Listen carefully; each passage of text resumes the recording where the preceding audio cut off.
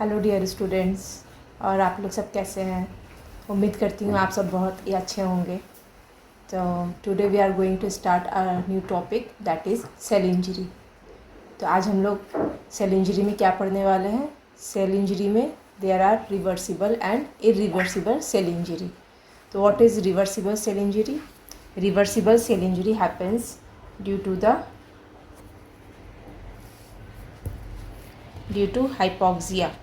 ठीक है, हाइपोक्सिया क्या होता है? हाइपोक्सिया के माने होता है जब ऑक्सीजन सप्लाई कम हो जाता है। ठीक है, डिक्रीज्ड ऑक्सीजन स्टेट को हम लोग कहते हैं हाइपोक्सिया। तो reversible cell injury is due to hypoxia which leads to mitochondrial damage. ठीक है, when there is less supply of oxygen, then the most common organelle that will be affected first will be mitochondria, and if mitochondria is affected, then this will lead to the decrease in ATP. Okay, when the ATP is decreased, then three conditions can happen in our body. तीन conditions हो सकते हैं अगर ATP decrease करता है तो. What are these? These are sodium potassium ATPase pump is affected. Sodium potassium ATPase pump is affected. Next is anaerobic glycolysis will happen, and the third one is there will be decreased synthesis of protein. ठीक है, तो अब हम लोग next देखते हैं कि अगर हमारा जब सोडियम पोटेशियम ATPase पंप अगर अफेक्ट होता है then what will happen inside our body. If sodium potassium ATPase pump is affected, then it will lead to hydropic change और the cell swelling.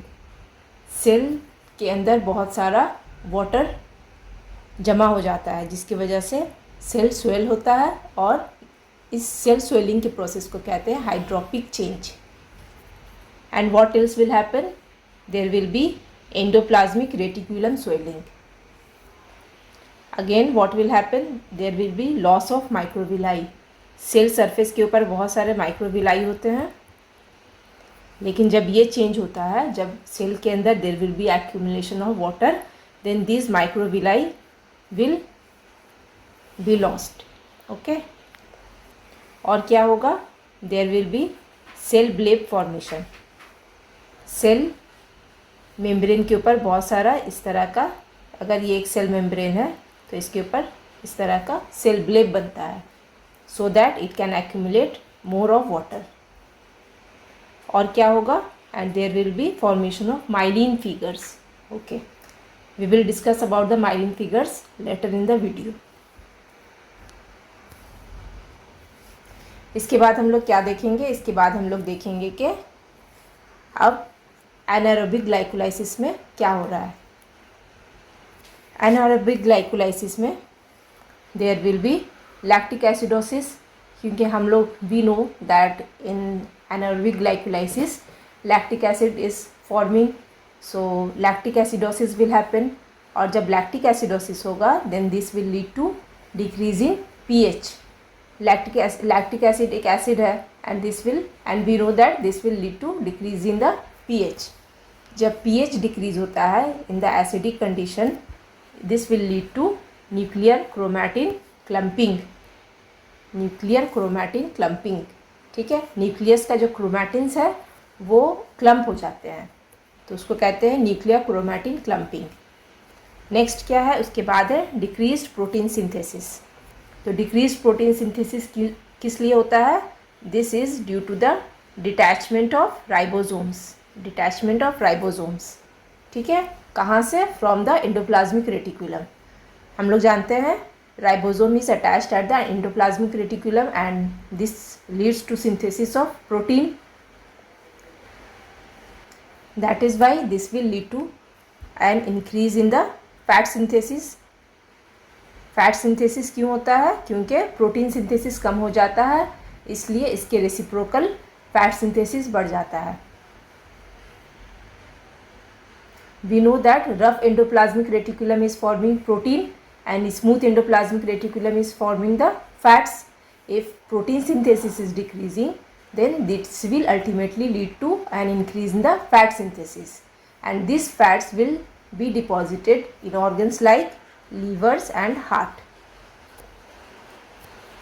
So like this हमारा reversible cell injury का process complete होता है। Outcome क्या है reversible cell injury का? If the stress is removed then cell recovers completely. मतलब कि अगर रिवर्सिबल सेल इंजरी चल रहा है और अगर इसमें पेशेंट को ट्रीटमेंट मिल जाता है या जो भी causative agent of the injury है या इन्फेक्शन है जो भी है, अगर वो अगर रिलीज़ कर जाता है and the patient is getting treated, then the patient will recover completely. Patient पूरी तरह से ठीक हो जाएगा। लेकिन अगर but if the injury continues and cell goes into irreversible cell injury, लेकिन अगर इंजरी होता रहता है and the patient is not getting enough treatment, then this will lead to irreversible cell injury. अब हम लोग देखते हैं कि इरिवर्सिबल सेल इंजरी में क्या हो रहा है। इरिवर्सिबल सेल इंजरी में there will be a severe cell membrane and mitochondrial damage which causes calcium to move inside the cell। ठीक है, यहाँ पर क्या होता है कि there will be severe cell membrane and mitochondrial damage, और इसकी वजह से जो कैल्शियम है, जो ज़्यादातर एक्स्ट्रा सेलुलर एक एलिमेंट है रहता है, वो अब चला आएगा इनसाइड द सेल। ठीक है, कैल्शियम हम लोग को पता है कि ज़्यादातर वो कैल्शियम सेल के बाहर होता है, लेकिन इरिवर्सिबल सेल इंजरी में जब मेम्ब्रेन का डैमेज हो जाता है तब ये कैल्शियम सेल के अंदर चला आता है।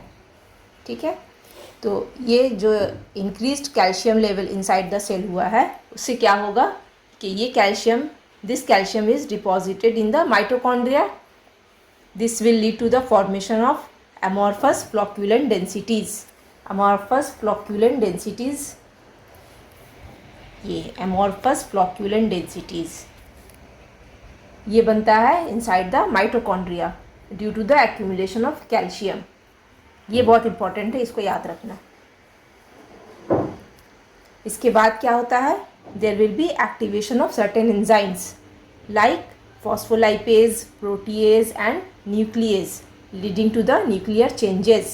nuclear changes में क्या क्या है? pycnosis, karyorrhexis, karyolysis।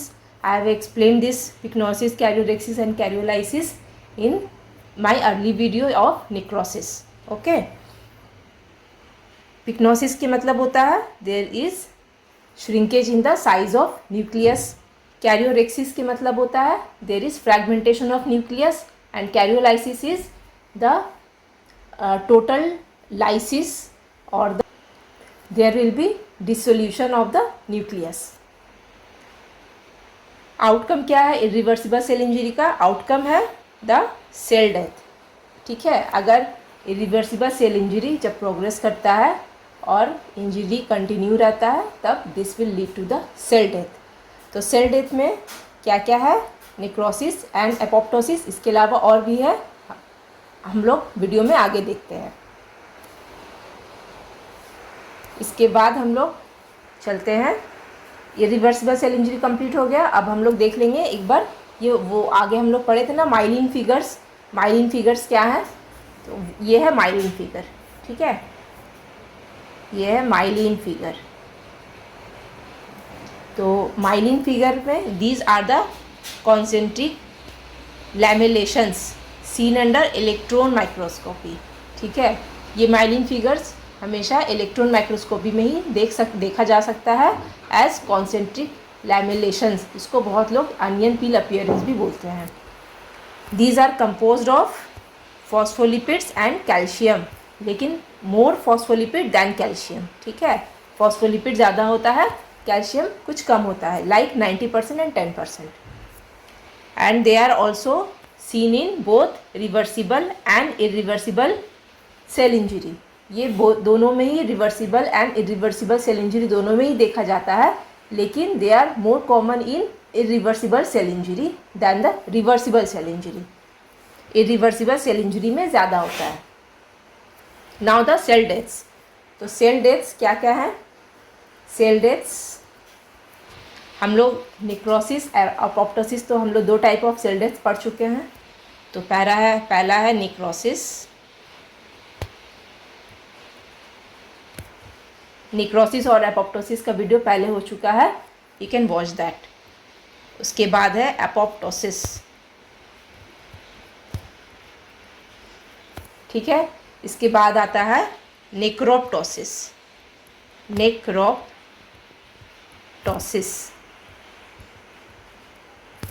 ठीक है। इसके बाद है पायरोप्टोसिस।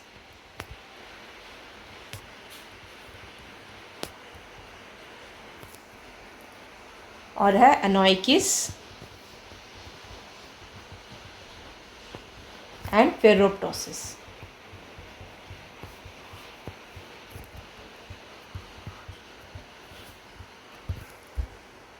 These are the cell deaths, ठीक है। These are the cell deaths।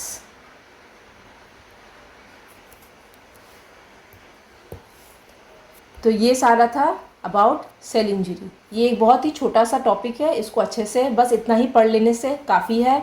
इसको पढ़ करके एक बार then you will consult your book, whichever book you study, you will consult that book only. तो और इस वीडियो को एंड तक देखना पूरा और उसको समझने की कोशिश करना। इसके बाद हम लोग नेक्स्ट वीडियो में हम लोग पढ़ने वाले हैं about the very important topic called inflammation, ठीक है। हम लोग पढ़ेंगे इन्फ्लेमेशन के बारे में। ये बहुत ही इम्पॉर्टेंट टॉपिक है, इन्फ्लेमेशन, ठीक है। तो तब तक के लिए आप लोग अपना बहुत ख्याल रखिएगा एंड थैंक यू।